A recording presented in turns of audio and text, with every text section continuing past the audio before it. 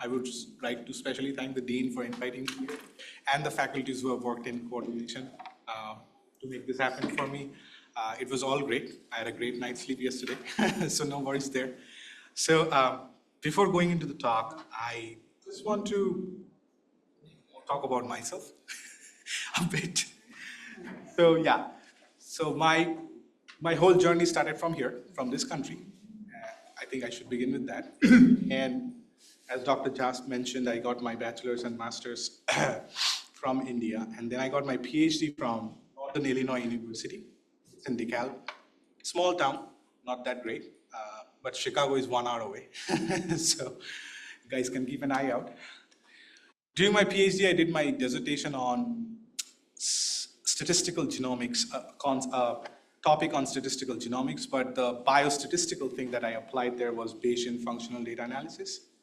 And then I went for a postdoc at NIH, where I primarily worked with pregnancy outcomes, and because my mentor was a genetic epidemiologist, and I would support him with the biostatistical work.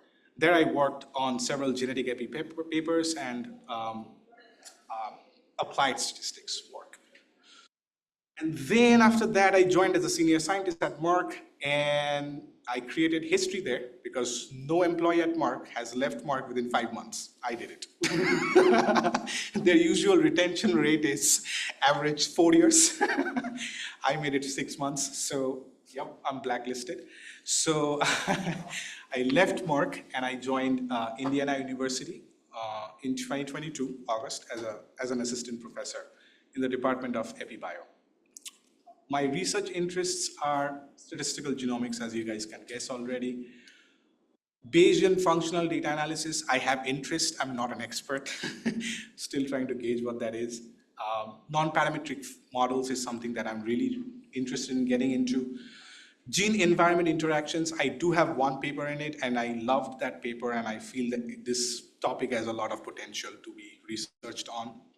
But unfortunately, it is not heavily researched, at least what I saw. And in general, public health disparities, because that exists, okay? So we need to do something about that. Other than that, I love to do hikings or speed walkings, whatever you call it. Yeah, playing pool, ping pong, whatever. And I have listed those 3 pictures because just in case, you guys get my email, you reach out to me and I'm not responding, that's where I'm at. So I love these 3 places in the US, and yeah, that's pretty much about me, okay? Okay, so the next thing, 1 second.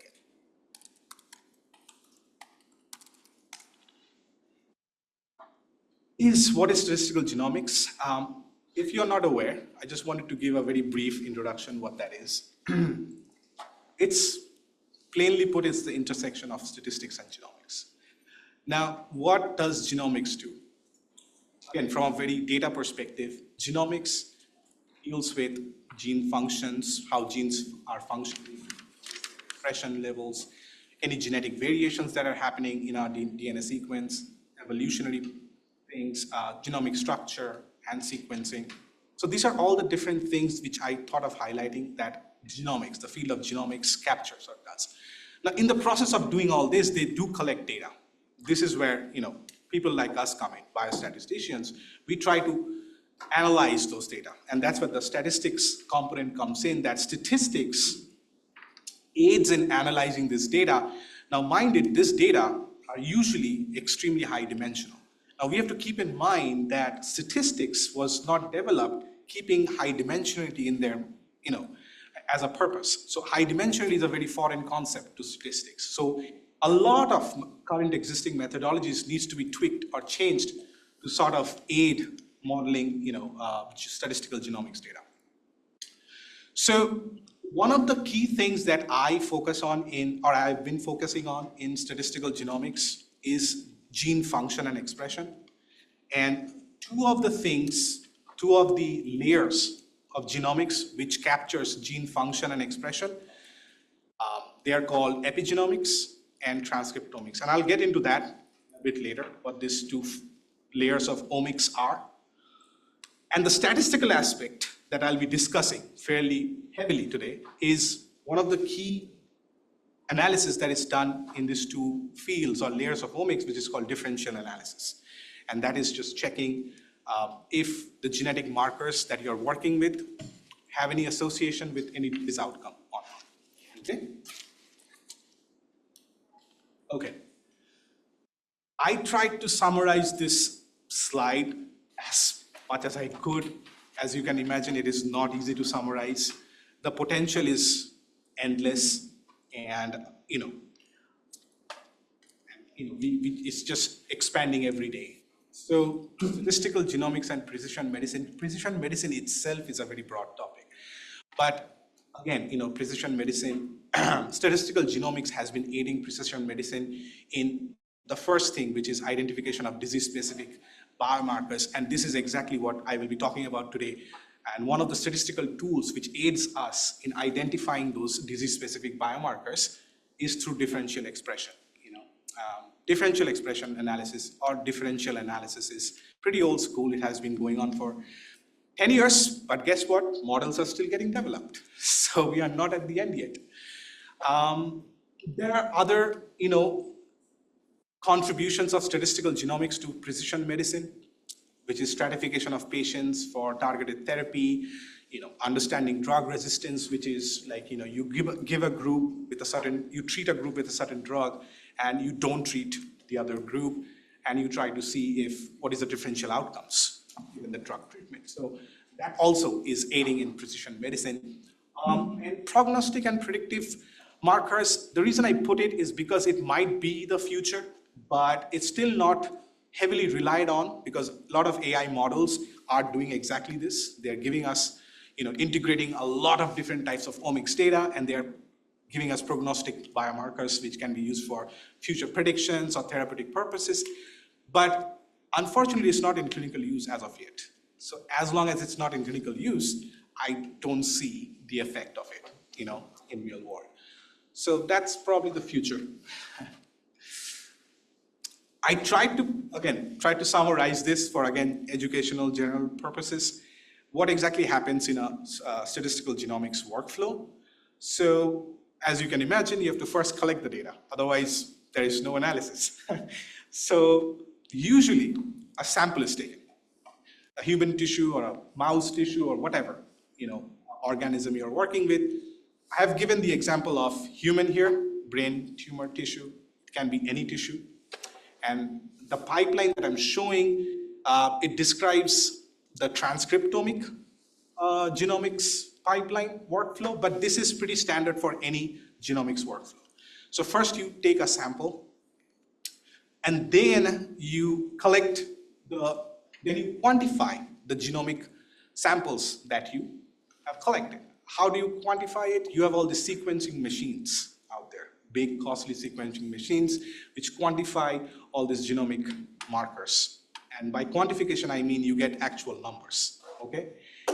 And then once you get this quantification done, we have to reference it to the known gene symbols or to the known molecular symbols that we have in reference. So there's a mapping that needs to be done to the data that you have collected and to the knowledge that we already know about genes, proteins, or whatever. So this genomic mapping or alignment happens after you have quantified the data. And once that is done, you pretty much end up with tabular data, which is you have rows and columns, and in the rows you have the genetic markers or genomic markers, whatever you call it. In the columns you have people, samples, or you have cells. If you look deeper, like single cell transcriptomics looks even deeper. But on a higher level, you have samples in the columns and genetic markers in the rows. And then you have the data in between.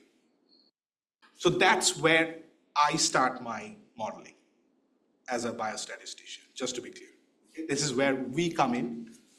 We can come in at that stage where we have raw reads. So statisticians or biostatisticians can come in when we are quantifying the reads, because when you are quantifying the reads, there's a huge problem of measurement error.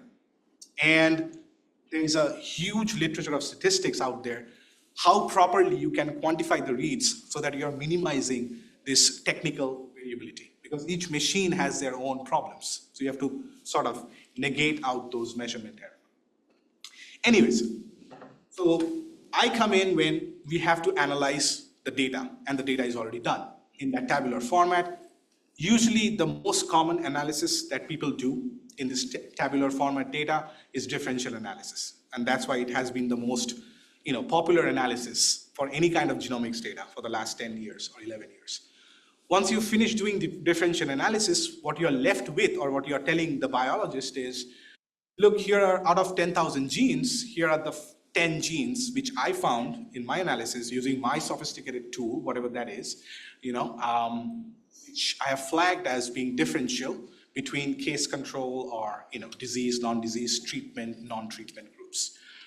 And then the biologist takes those genes and goes to their lab and does some validation. Are they actually differential or not? Are they actually having different expression levels in disease as compared to non-disease outcomes? The only other biological insight that I provide, other than the wet lab stuff that I just mentioned, that is something I don't do, but what I provide, or as statisticians we provide, is pathway analysis. Now, there exists a lot of reference about pathways. You just have to do a mapping of the genes that you have flagged as differential. You just do that mapping, how many of your genes are aligning or overlapping with those important pathways to those diseases in concern. If there is a hit, then you investigate further, do downstream analysis. But I stop at that stage where the pathways are determined, and then a biologist comes in and just takes over, or a bioinformatics comes in and takes over. So here I will talk about the first concept or the first layer of omics, which is epigenomics. Now, epigenomics is, the data is collected from the DNA sequences. Now, a lot of people think that epigenomics is that the human DNA sequence gets changed because there is an addition of a foreign particle. That is not the case. Our DNA sequence doesn't get changed. There is a methyl particle that gets attached to our DNA sequence, and that is called DNA methylation. Now, we have other types of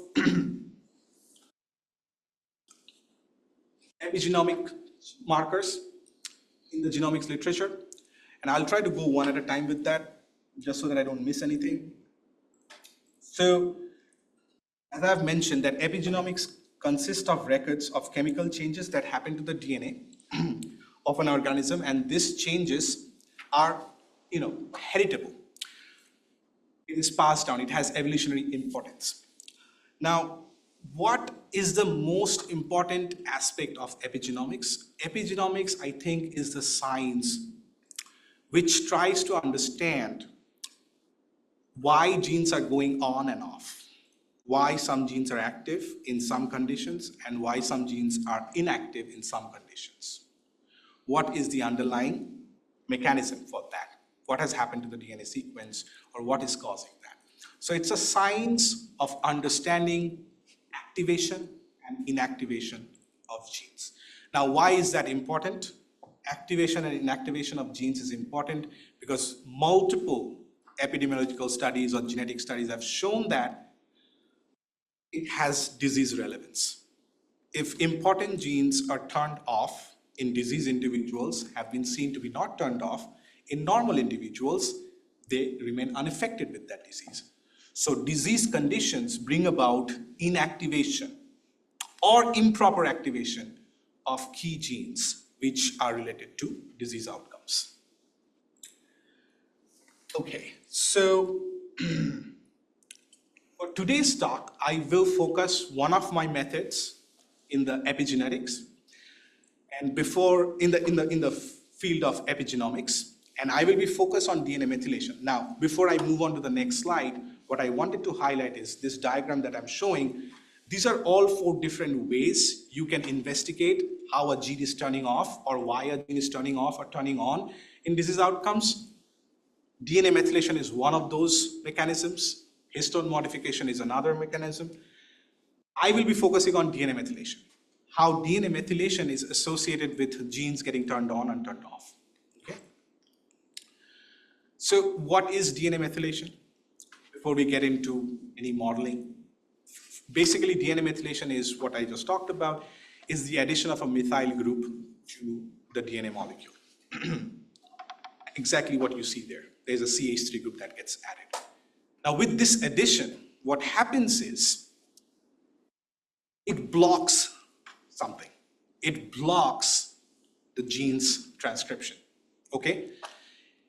Usually it blocks gene's transcription. If a gene's transcription is blocked, then it will not be turned on, it will be turned off, okay? So, from a public health perspective, now that's the biological perspective. From a public health perspective, when you are quantifying methylation and you are seeing that in a disease group, you're obtaining a certain quantification of methylation. However, in the normal group, that same quantification is giving you different numbers. So that is aberrant methylation. I just wanted to explain that aberrant methylation part there.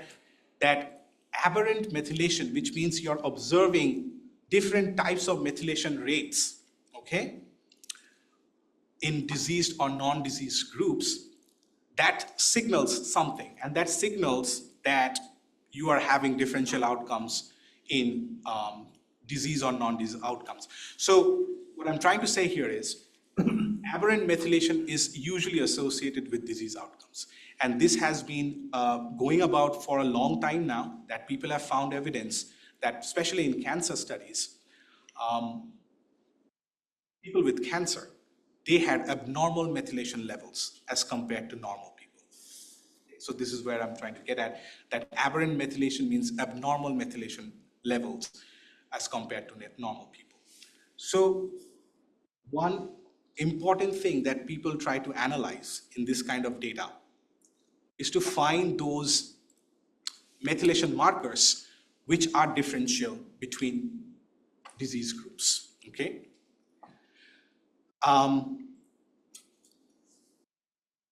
Sometimes people like to call those markers as differentially methylated regions, because I'll come to it in a minute. But the key concept of statistical modeling in DNA methylation is to capture, using statistical models, capture those sites or genomic markers which are differential between disease group or treatment conditions. Now, when I got into the game of coming up with a model, I was already too late, because I started doing this model development from, I think, 2018. By that time already, I don't know, 50 or 30 models, statistical models have been developed to identify differentially methylated sites or differentially methylated regions, the way you model it. So there was pretty much nothing left to do. So one thing that I saw, two things I saw that people might have missed out on. One is that the picture on the left that you are seeing, this is from a real data. This is from the TCGA, the Cancer Genome Atlas portal. It hosts a lot of, pretty much all cancer data, okay? And they have gene expression data, methylation data available for you to download, freely download. So I downloaded one of those TCGA lung cancer data. It had around 286 samples, where 254 of them were cancer and 32 were normal people, healthy. And I took chromosome 12, okay? And I took one thing I'll show in the next slide, that methylation data comes with position. So each methylation marker has a unique position in the genome. So that's what you're seeing in the x-axis, okay? That I plotted the mean methylation levels of all the CPGs, those are the marker names, we call it CPGs, of all the CPGs spanning between 250 to 1,000, whatever, base pair, we call it in genomics, to 255,000. If I remember correctly, there were around 120 CPGs or methylation markers in that region. And I just plotted their average methylation values. Not the individual values, but the average methylation values. You can see that the red is cancer and green is normal. And when we smoothed out the average methylation values, you can see a functional structure, functional nature of the average methylation values. Now, this aspect was overlooked by a lot of, well, by every model that I had at disposition at that point. I'm talking about 2019, 2020. Now, why is this functional nature important? Because you have to keep in mind, which I'll show in the next slide, that methylation data is extremely high dimensional, and we call it ultra high dimensional because it has around 450,000. It starts with 450,000 markers or features, okay? And it goes to 2.5 million features. So anyways, this was a 450K data set, and if you can represent, or if your data shows a functional nature, then that is an automatic dimension reduction. Okay? So it helps in modeling. If you can see a functional nature of your data, it pretty much does dimension reduction right away. The other thing that we noticed was dependency. Now, what kind of dependency? Like I said, I was late to the game. People have already identified that if you are looking at chunks or regions, if you're modeling regions of CPGs in the whole genome, CPGs inside the genome were highly correlated. And I'm talking about correlation of greater than 0.5. However, in my explanatory analysis, I found that, and they considered that everything, all the CPGs inside the region are highly correlated. However, the regions are independent of each other. That is not true. That is what I found. I found that not only the CPGs inside a region are extremely correlated, there is an intra and inter-region correlation that is going on. Okay? People were not modeling that.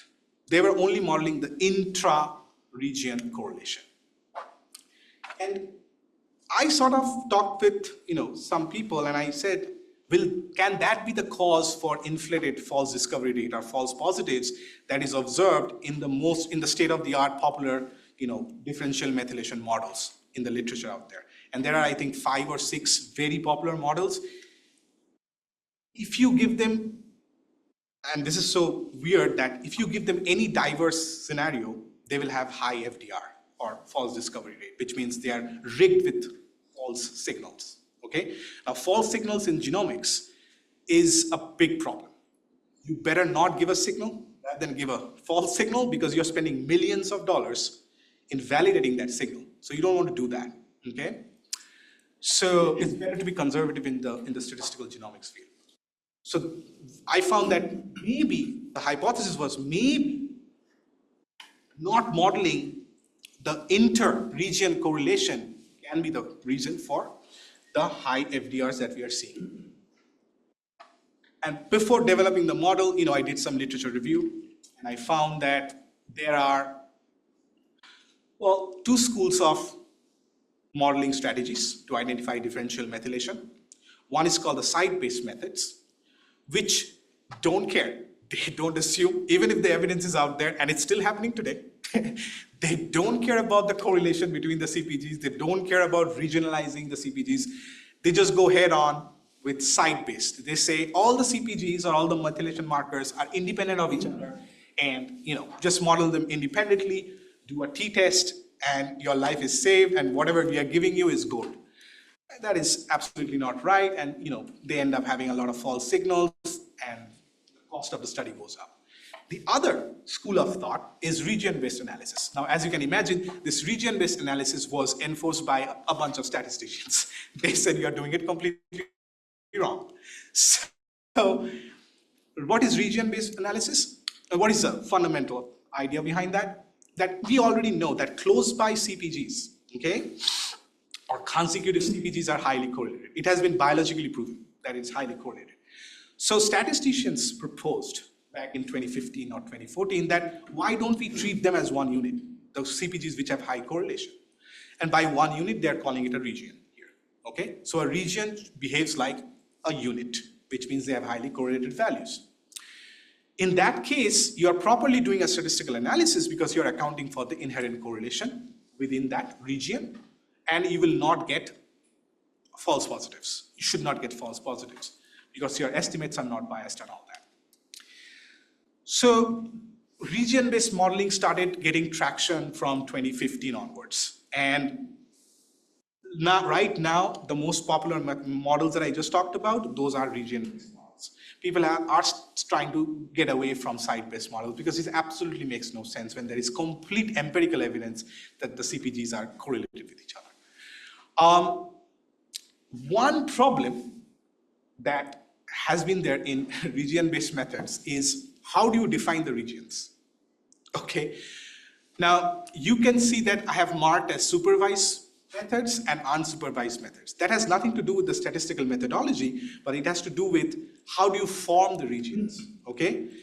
Well, you can be ad hoc. You can say, okay, I'll group all those methylation markers or CPGs together, which are within 200 base pairs. Base pair is a genomic distance, unit. I'll group them like that, and I'll take this ad hoc strategy. I don't care if it's high correlated or not. Then there came other suggestions like, can we somehow use unsupervised techniques to create these regions across the whole genome? And then some other people were like, okay, we don't need to create the regions. We can go with whatever inference we are getting after our analysis, so we can create the regions post-analysis. So the supervised models creates regions post-analysis, the unsupervised models creates region pre-analysis, okay? So I am the one with, like to go with the unsupervised models because that gives you a clear analysis platform rather than trying to, do post-analysis and get the regions. So anyways, this is what I talked about, that most of the existing models did not utilize the functional nature that we observed in the data, and they did not account for the dependency between the CPG sites between the regions. I know this looks horrible, but I just tried to visualize so that you guys get some sense of the data that I'm talking about. This is how a methylation real-world data looks like. Okay, like I told you that we had cancer, 254 cancer patients, 32 healthy people. And the Y11s and the Y12s, those are the responses, or those are the methylation values. Remember, I told you that we have quantified the genomic markers here. Now, methylation values range between 0 and 1. It's proportion data, okay? In the rows, like I said, we have the molecular markers. In our case, we call them CPGs, okay? So the first CPG contains all the information, methylation information about these 286 samples, okay?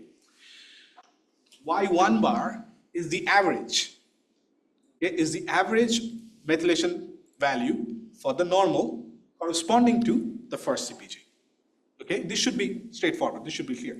And Y should be 2 bar, whatever, I think I wrote it incorrectly, is the average value for the second group, which is cancer.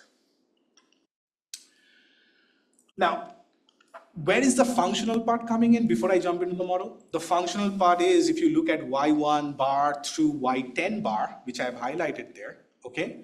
And before I even say that, you will see that I have grouped CPG1 to CPG10 as region 1. Now, I used an unsupervised way to group it. You can use supervised way, but I'll not get into that. Unsupervised way, you can do machine learning, okay? You just train the model, and you can say that, okay, group me all the CPGs or markers, which are, so there are 2 constraints in this region making. And this is an interesting open problem right now. How well can you group it so that the downstream analysis is affected? Because this is a pre-processing step. You can train the model, and you can say that I have 2 constraints. One, you need to group me those CPGs which are spatially contiguous. Because I did not put one column here, which is the spatial positions of the CPGs.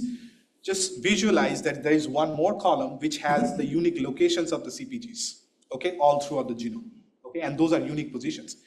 So you have to create the regions which are not only spatially contiguous. So the CPGs inside a region should be one after the other. You cannot have CPG2 and CPG20 in region 1, even if they are correlated. You cannot have that. So you have to maintain the spatial contiguity, and also you have to maintain the correlation constraint while creating the regions, okay?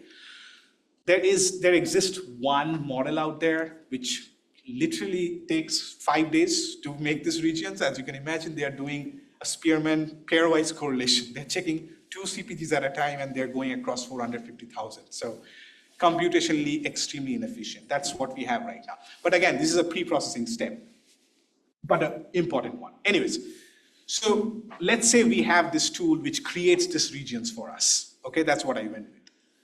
So now in region 1, you have these 10 CPGs. The functional nature comes from the means that you're looking at, Y1 bars all the way to Y10 bar. If you try to smooth that, those means, those are the group-specific means, they look like the plot that I showed you, okay?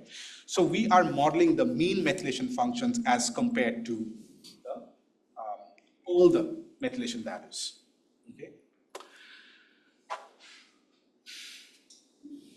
The proposed model is, like I showed you, and I think I have to do back and forth with the data slide, is that this G of X, so I'm assuming that the mean methylation values can be mapped to a smooth function, which is GK of Xi. K means the specific group label. In our case, we have K1 and 2, and it can be extended to more groups, but in this case, we are just considering a 2-group problem. Okay, so we are saying that the average methylation values per group can be smoothed using some unknown smooth function, which has double derivatives. Now we are trying to estimate this function in a Bayesian paradigm, okay, and we estimated it in a Bayesian paradigm. The way you estimate this GX function is by choosing a basis function for this, a basis representation for this unknown smooth function. There are options of several basis functions out there, and there is no right answer. You just do some cross-validation. And in our case, smoothing cubic spline came out to be, having the best fit, and we went with a cubic spline. We also went with the cubic smoothing spline, and these are all, I know I'm getting a bit deeper into the methodology part, but just think of it as it's a polynomial regression, okay, which is trying to approximate this GX function, okay, by having a trade-off between smoothness and fitting, and proper fitting, okay. Now, one of the ways to model spline in a Bayesian format is to assume priors for its coefficients. So we have assumed singular normal priors for the spline coefficients, and we have assumed, this is very standard in Bayesian, we assume conjugate priors for the variance and the scale parameters. And although the joint likelihood was not available, we calculated the full conditional distribution for the mean functions, which is displayed in the last box. And this full conditional distribution helps us implement a Gibbs sampler, okay, to draw posterior MCMC samples. Now, all that is to come to a decision, right? And how do you come to a decision in the Bayesian field? Pretty much you use base factors a lot. There has been a lot of improvement in decision theory for Bayesians, but we stuck with the most fundamental one, which is base factor. In the base factor, what we are assuming is we have a null model and we have an alternative model. The null model is at the bottom, which is there is no differential methylation between the two groups, okay? Which means if you take all the samples together and smooth it out or fit a spline, you will not get any difference, okay? The likelihood will be pretty much the same. However, if there is, in the alternative version, if there is a difference, then the numerator the way it is designed, it should have a higher value as compared to the denominator. Okay? So with this formulation of the base factor, if you have a higher base factor, if you have a larger base factor for a particular region, then we will call that region to be differentially methylated. If we have a lower base factor, we will not call that. Okay? Now, we are taking log base factor because this is a data-driven customization we had to do, because the numerator can become very small. Sometimes we have observed that. So in order to avoid those issues, we took the log. And since we took the log, we had to also change the scale of the base factor. It's a bit less than 1. But it was suggested in literature in 1991 by Atkins that if you are taking a log base factor, your range should be less than 5 or something like that. I forgot the exact range, but we had to modify the base factor cutoff. And this is one thing which is subjective about this paper is, you can get asked this question, which we got from the reviewers, that how did you choose your base factor cutoff? It's completely subjective. So anyways, that's how we referenced it, and we said that we chose the base factor cutoff like that. I tried to summarize the whole methodological pipeline in this really ugly slide, and I'll try my best to summarize it rather than getting into any equations. So the pipeline goes as follows. You have this 450,000 CPG sites, okay? Now let's say we have this magical unsupervised model which clusters those CPG sites into regions. That pre-processing is done. So I'm already at the second box, which is after that clustering or whatever, we end up with n genomic regions or windows. I'm calling it windows here, same thing. After we have the n genomic windows, now we start our modeling strategy. What we are doing is, one thing we can say that, okay, you are looking into the functional aspect of the models, of the data, great. You are modeling the intercorrelation, great. So using that, why don't you fit a spline for each region? Take one region at a time, fit the spline, get your base factor, move on. In that case, you'll get n base factor values, and based on the n base factor values, you can choose which of those base factor values are larger and call those regions as differentially methylated. Problem with that is we are not modeling the inter region. We are just assuming that the CPGs inside the regions are correlated, because spline helps us model that correlation. Okay? It won't help us because we are assuming inherently that the regions are independent. We are missing out on that inter-region correlation in our modeling pipeline. The other thing that we are missing, that we are not missing out on, but that we are ending up being, is the scalability issue. The number of genomic regions, usually the size of the regions are 3 CPGs in one region. So now divide 450,000 divided by 3. That's how many regions you'll end up with, okay? How many splines, you're fitting splines with samples over 300. It takes around close to 3-4 minutes to fit one region, okay? And you are ending up with thousands, tens of thousands of regions. So there's a complete massacre of scalability. So these two things further, we had to customize our model further. So what we are saying is, we have these windows or these genomic regions. Let us calculate in the traditional way. Let us fit a spline, okay, in the traditional way for the first region. When we fit a spline, what are we getting? We are getting the coefficient estimates. We are getting the sigma and the tau, which is the scale parameter and the variance parameter estimates.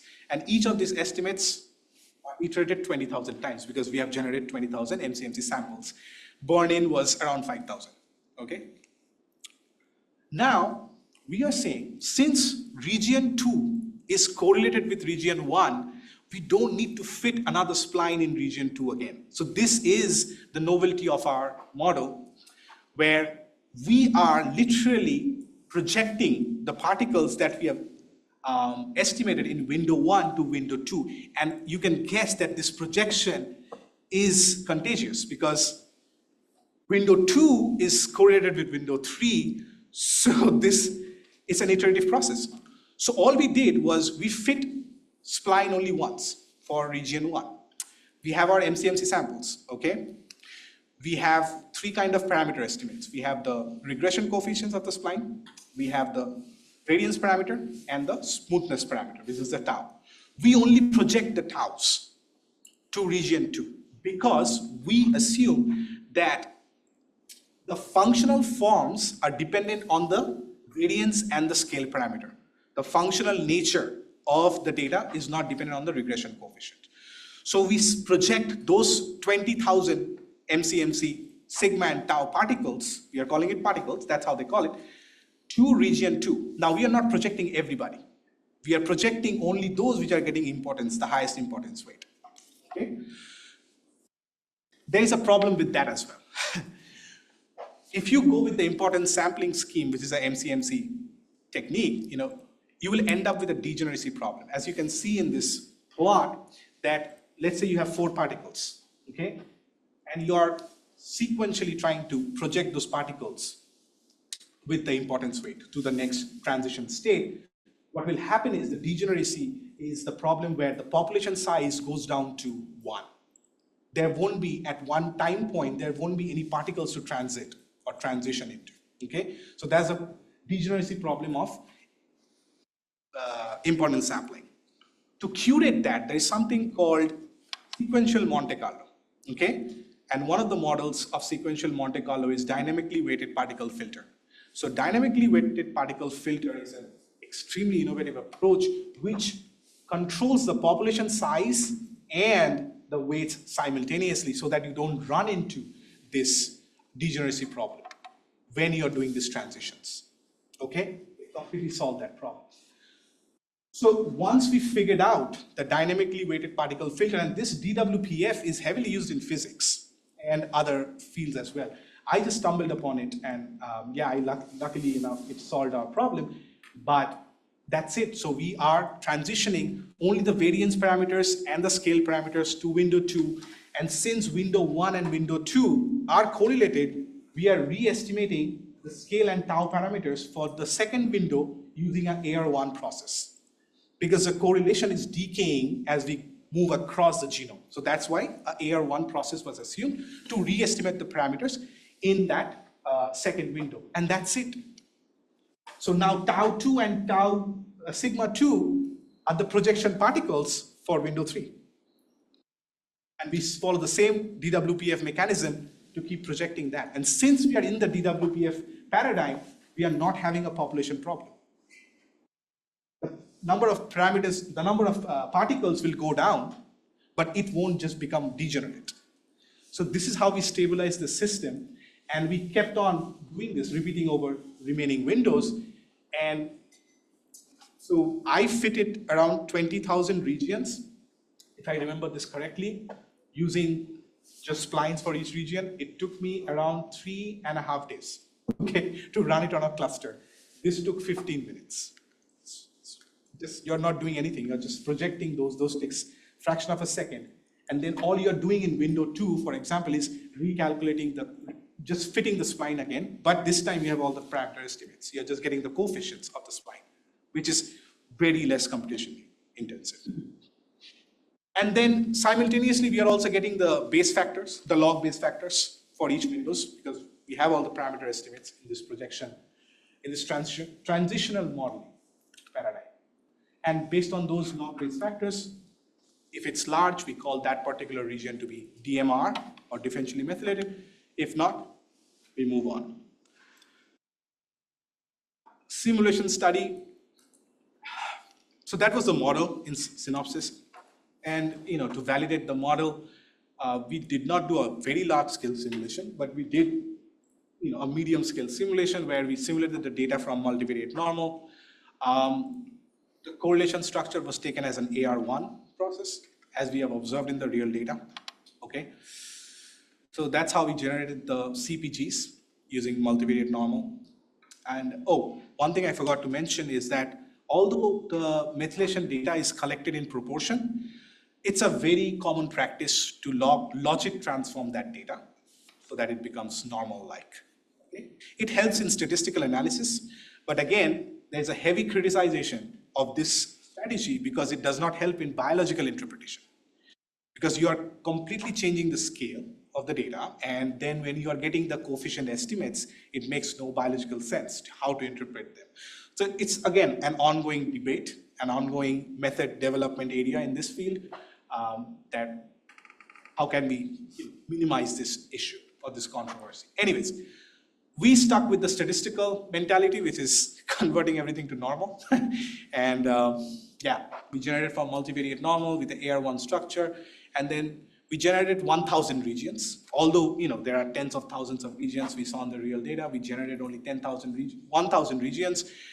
200 of them we created as DMRs. So we infused some effect size, and those effect sizes are listed. 0.05 effect size is extremely small. Okay, 0.1 was sort of moderate, and 0.3 was sort of high, but not that high. And the other DMRs or the other regions were left alone.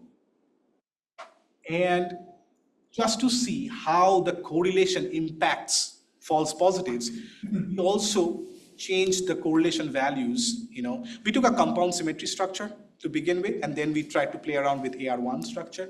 I think this is for the compound symmetry, okay, structure of the correlation, where we kept, 0.1, 0.3, 0.5, we kept on increasing the correlation between the regions to see how the false positive findings are increasing for all the competing methods.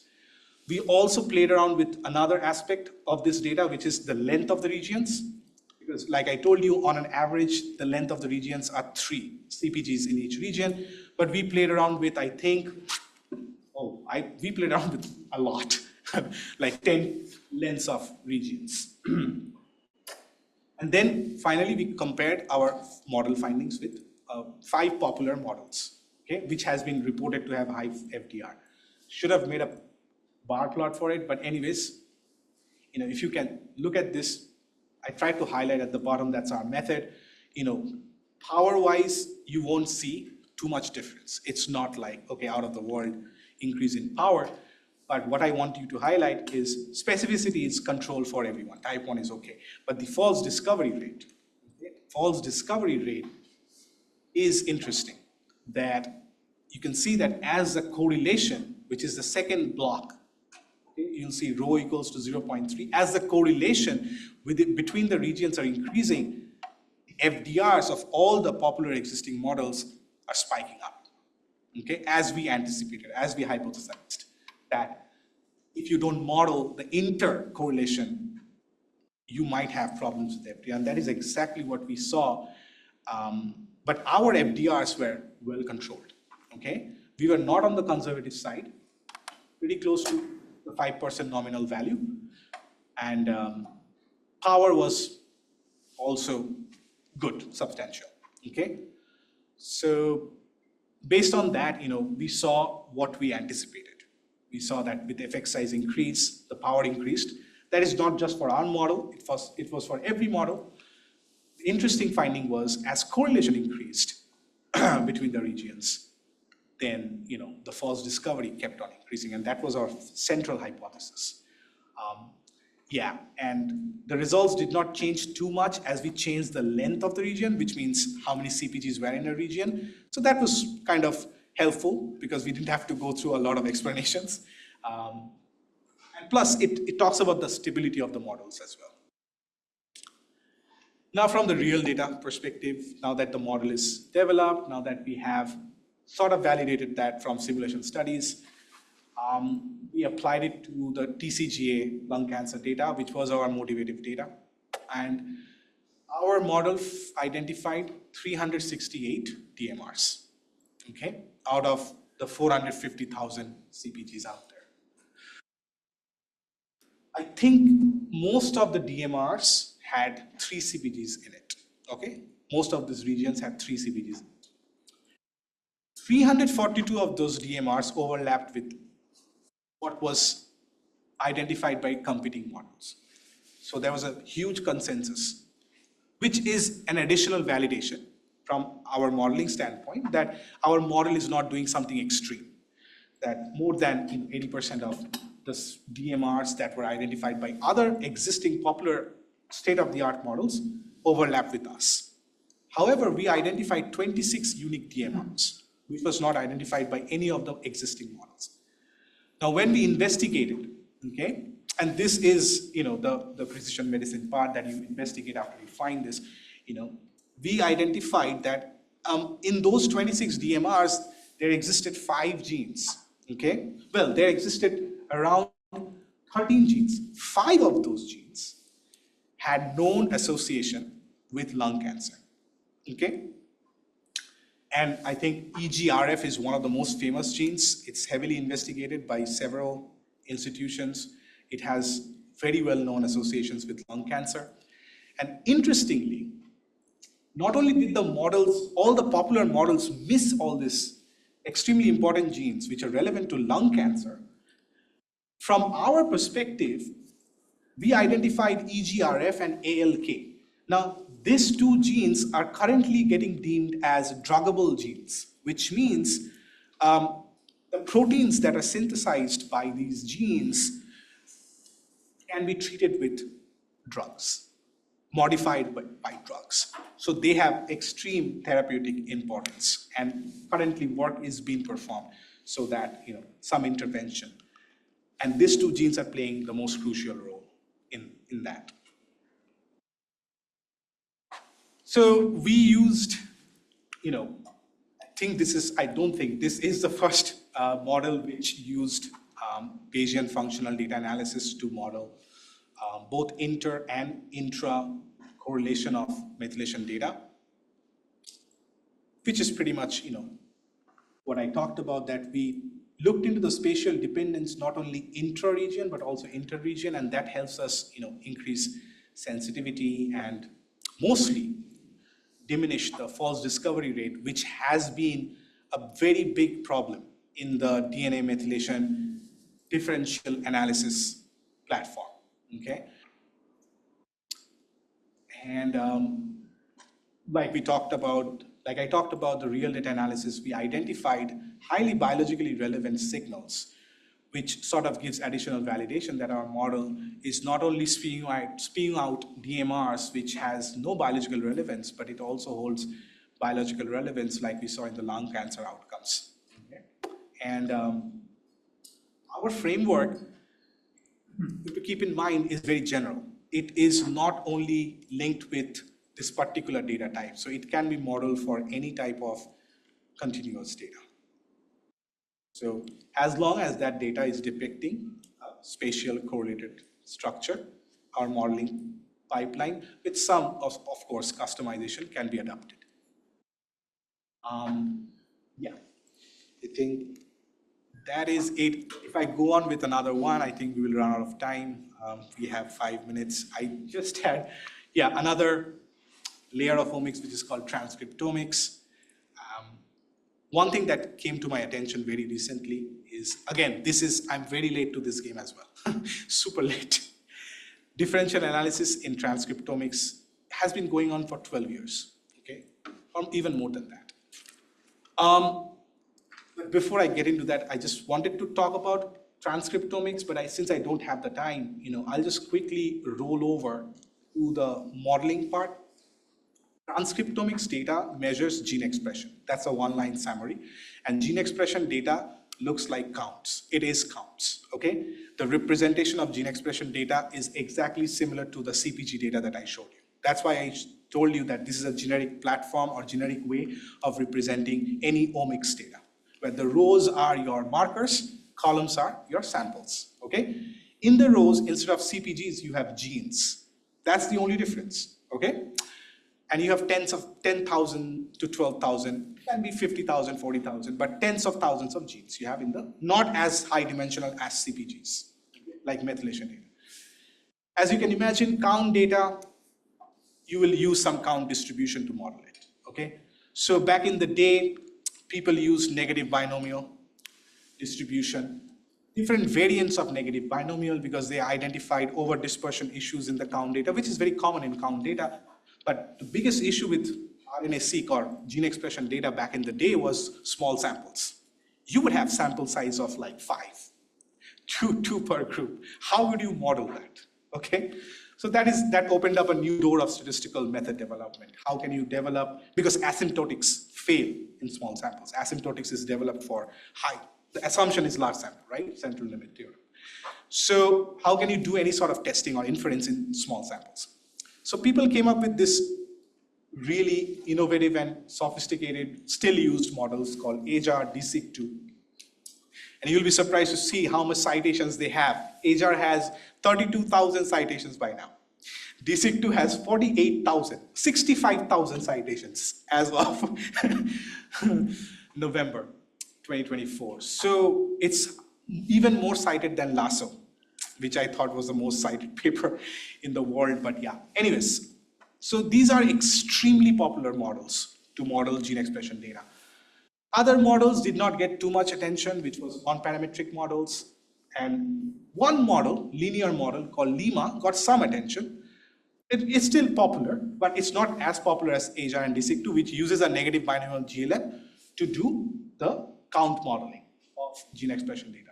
Now, I'll probably close my argument here by showing this, that what I noticed last year was there was a review paper that came out, which showed that the popular models which I showed you, AJAR, DSIC2, had extremely inflated false discovery rate in large samples. And by extreme, I'm talking about FDRs of 50% and higher, which means everything it's spewing out is, and that is crazy because these are top cited state-of-the-art papers for doing bulk RNA-seq differential analysis. The whole world uses it as of now.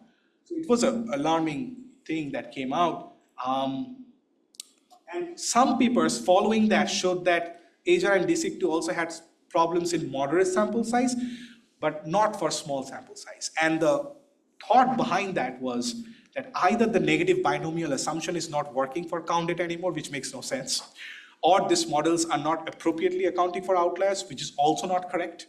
They are accounting for outliers. So what can it be, which they are missing, and it's happening in large samples, which is inflating their FDRs? That made me curious, and that's where I started investigating. And the intuition behind that is what comes along with large samples: a lot of noise. And what is noise in a two-group setup? Heteroscedasticity. So all these models were missing to account for unequal group variance, as simple as that. So when I fixed that issue, that instead of assuming that the variance of, let's say, two groups are equal, which is the general assumption of any linear model setup, or lots of models. When I dropped that assumption that the two groups don't have equal variance, I just developed a modeling pipeline which does not have FDR inflation in higher sample size, as simple as that. So it's under review. Let's see what happens.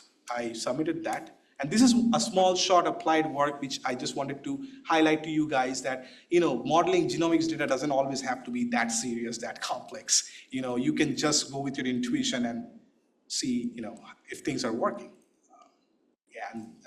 I think I'll just probably, it stopped there. Okay. Yeah, I had all these slides. I did some simulations, and as you can see that, although our models, ROPSIC is the model's name that I proposed, which is just accounting for the unequal group variance. As simple as that, we are fitting a robust linear model, and we are doing sandwich estimation, which is robust standard error calculation under heteroscedasticity, and we are calculating the p-values using a recommendation that happened in 2002 by Bell McAfee. He said that, under heteroscedastic design, don't use the Welch degrees of freedom, use my degrees of freedom that I derived. And it coincidentally, well, not coincidentally, it apparently has very good control over type 1 error. And instead of using Welch, we just used Bell McAfee's recommended degrees of freedom for the t statistic. And we got pretty fantastic results. And that's the Bell McAfee degrees of freedom recommendation that he gave. That's a t statistic, which we are doing every day, as simple as that. And the power FDR was controlled as compared to other models. And I think it's a good spot to stop here. Thank you, everyone. and you can have any questions you want.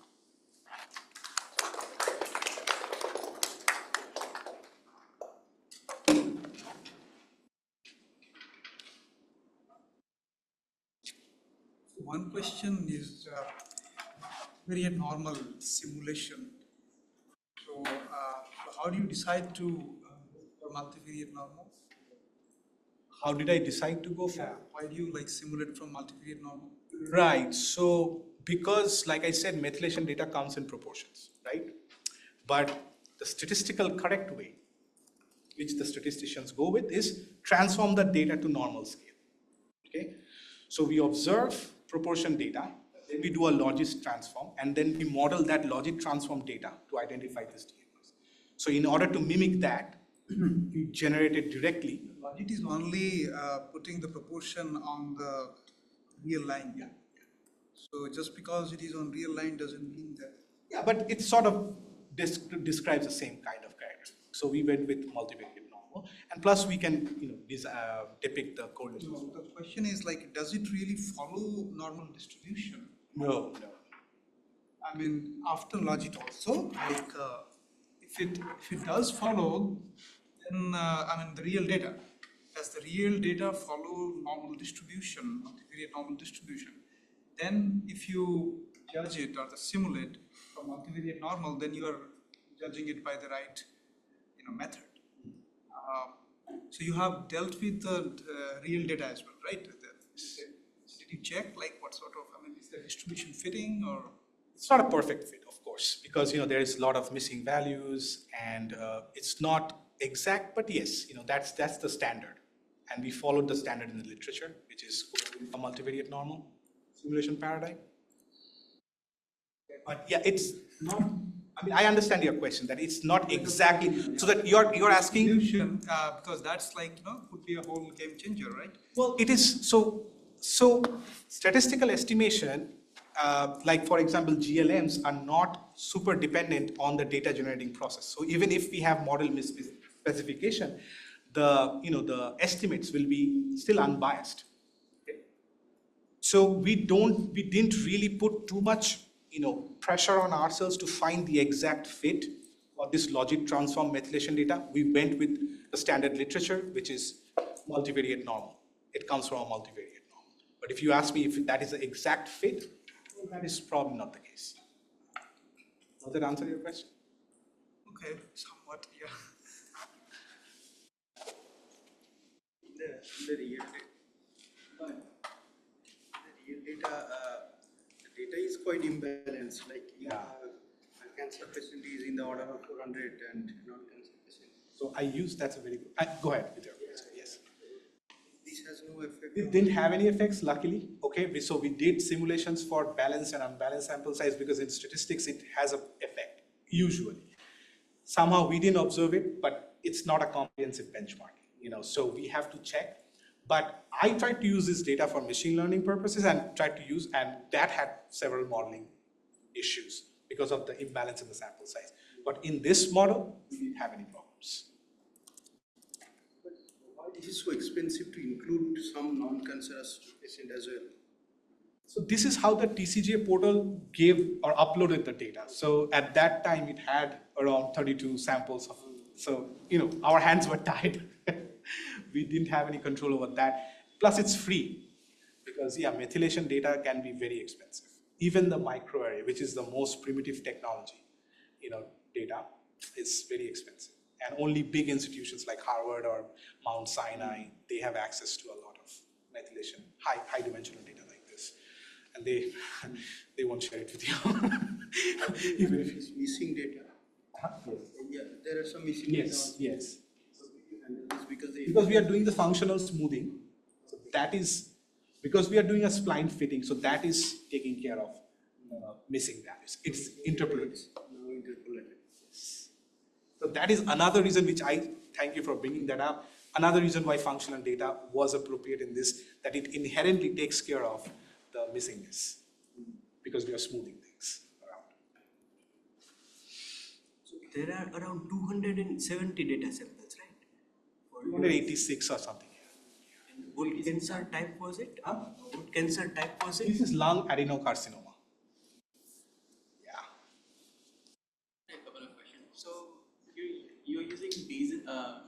you're using Bayesian spline, right? Yes. You could use like a Bayesian non-parametric. Absolutely, I could.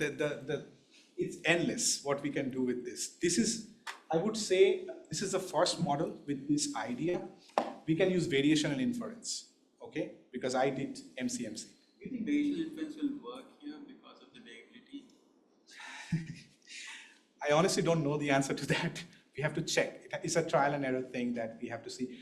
Likelihood is a problem in this kind of data. Getting the, that likelihood is a problem. But it's something for fun, that people should investigate how variational is doing. But yeah, variational, if it works, it will be another game changer for this because this data is sort of primitive now. Now we are looking at 1.8 or 2.5 million CPGs. If I think I applied this same model to that data, and it was taking another 2 days because it's not as computationally feasible as it looks like. It so happens for this data type, but it cannot be scaled to a 1.8 or it doesn't scale linearly. Yeah. One more thing is that what is like besides conjugacy, what was the are there any other motivations for using the prior that you used? No. Just conjugacy. Yeah. And that does not help with sequential MCMC. No, it doesn't have anything to do with that. It's just conjugation. Just conjugacy, making it simple. But yeah, this model can be customized, and then because we are talking about microarray data, methylation has now advanced to single cell methylation data. Okay, and you can imagine now the individuals or the cells are also correlated. So we have now 3 types of correlation going on, which is between samples, within region, across regions. So that's one. And I think hierarchical Bayesian is the way to go at that point because it's impossible. Yeah, hierarchical Bayesian would be useful. One last question that I have is that are people normally interested in comparing the normal samples with the cancers sample, or could be normal cancer, early cancer, or late cancer, those kind of studies? So that is one thing I mentioned, right? That's a good question. That having multiple groups is one extension, straightforward extension of this thing. That should happen. But usually people are interested, it's a mixed answer that I'll give you. People are interested in everything. They are checking early stage cancer, some are interested in late stage cancer. Same thing is going on with Alzheimer's, Depends on your research question. If you're trying to find prognostic markers, then you look at early cognitive decline and what are the markers for that, as compared to if you're trying to find therapeutic interventions, then you look at later stage Alzheimer's disease outcomes. Depends on that. Is there any attempt or experiment for dimensional reduce the dimensions basically? So this functional data basically is reducing that multivariate data to 1D. It's a curve. So that's how the dimensional reduction is happening inherently. It's impossible to fit everything. Yes. I mean, you have to do some sort of variable selection. But that again, the more pre-processing steps that you're incorporating in the pipeline, you're increasing the time exponentially. And the size of this data, minded, is always expanding, is always increasing with the increase in technology. It will not stop. So no matter what variable selector you are coming up with, model, it's going to only fall short at some point. So that's why, some stable things like functional data, which was the most, the icing on the top, that we found this functional nature, and that was inherently a dimension reduction. Towards the end, have you tried to explore anything with a pathway or biological meaning? Yeah, so we did that. We found, like I said, we found 2 of these genes back in 2021. Maybe I missed reading those papers, but I did not know those genes were druggable proteins, which means they are, in those pathways which are extremely important for lung cancer outcomes. And then recently I came across a lot of papers which are saying EGRF and ALK, these 2 encode proteins which are druggable, which means they can be modified. And if they can be modified, now we have CRISPR, which can edit the genes and you can turn it off or turn it on. So it is getting, this is the precision medicine aspect of it. So regarding the data, is that available like for the biometrics? It has increased in size right now, the data, right? I think it's now 2,000 samples or something. It keeps on updating. So it's available publicly. TCGA. You just have to go to the TCGA portal.gov and search the cancer. What about the simulations that you did? Is that also available? So my biometrics paper, I think that is, we didn't pay for the open access, so it's closed access, but I can share you the paper if you want, for sure.